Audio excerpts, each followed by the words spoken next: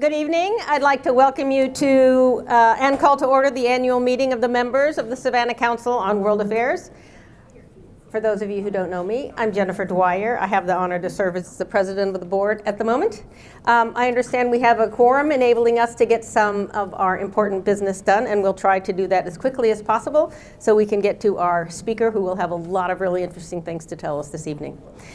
In my brief remarks, I will request your vote on three particular issues. One, approval of the minutes from the annual meeting of last year. That's the January 2025 annual meeting minutes. Approval of the treasurer's report, which will come very shortly. And approval of nominees, vote for election of the new members of the board.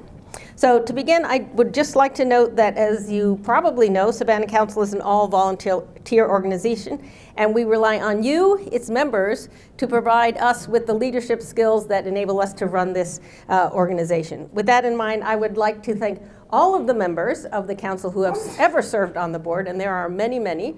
In particular, though, tonight I'd like to express my appreciation for the members who are serving on the board this year. I will not introduce them all individually. It's quite a long list, but I encourage you to look them up on the website, learn about them, chat with anyone who's wearing a tag like this during coffee hour, learn what they're doing, and I think you'll find it pretty interesting.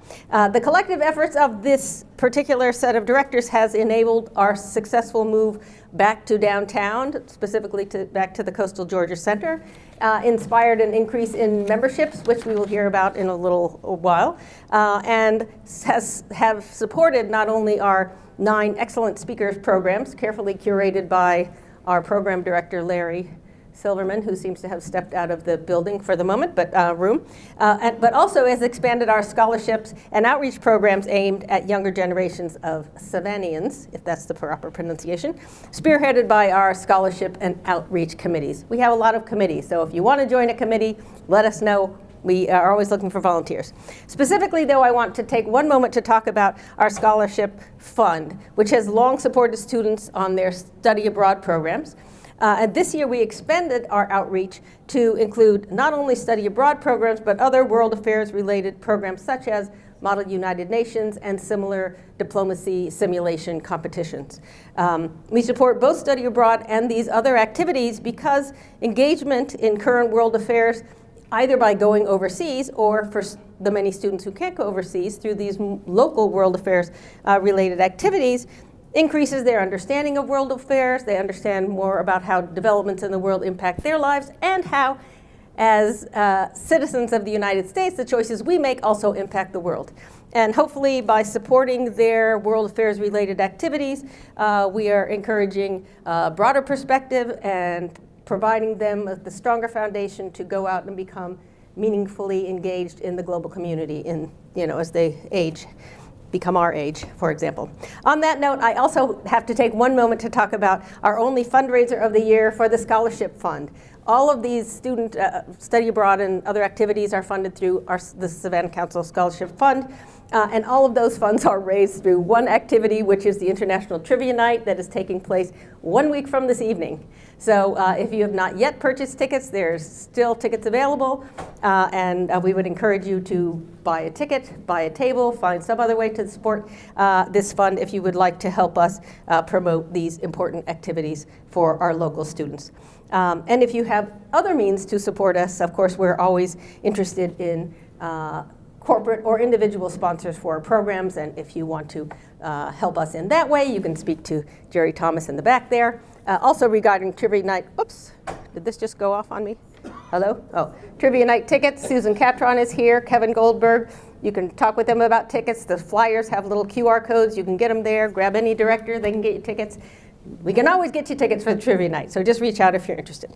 So finally, at this point, I need to return to the business of the night. I've been told to keep on a very short timeline. So first, I would like to request a vote to approve the minutes of the annual meeting from January of 2025. These minutes were made available to all members via the Savannah Council newsletter announcing this meeting. So do we have a motion to vote on the minutes of last year's annual meeting? So moved.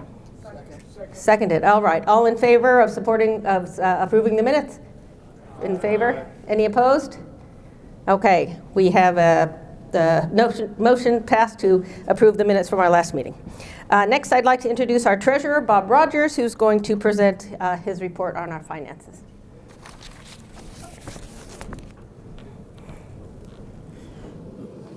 Thank you, Jennifer. I am pleased to present the I am pleased to present the financial report for the Savannah Council for the calendar year 2025. This is the third year I've done this, and fortunately, each time the first sentence has been the same.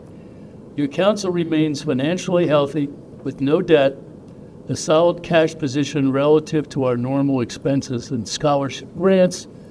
We thank you and our sponsors for your support. I would highlight that memberships were up 18% last year and dollars were up 25%. Unfortunately, some of our expenses like insurance and speaker airfares are up noticeably more than the CPI. Please encourage your friends to come to our meetings with the hope that they will become members in the future. Simply put, it does make a difference. Simply put, our membership income, guest fees, and sponsor income are roughly equal to our ongoing business expenses. I was surprised to count that we have 19 different expense categories, and we are an all-volunteer organization with no speaker fees. The point is, our scholarship awards, a critical focus for us, depend upon gifts from our members. So if possible, please help our efforts in any way you can. Jennifer just referred to the significance of Trivia Night next week in all of this, and again, major contribution to scholarships.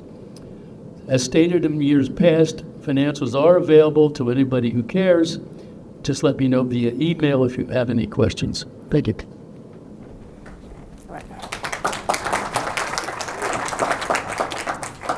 All right, do we have a motion to approve the treasurer's report? So moved. Second? All right, all in favor, raise your hand. Aye. Any opposed? All right, the motion is passed. We approve the treasurer's report. This is zippy, isn't it? I love it. Okay, finally, I turn to our last order of business, which is the election of members of the Board of Directors. According to our bylaws, directors on the board serve a staggered term of 3 years each, and are nominated for election by council members in good standing at each year's annual meeting. Tonight, the nominating committee presents for your consideration the following 7 candidates. Longer bios of each of these nominees was included in the newsletter announcement of this meeting.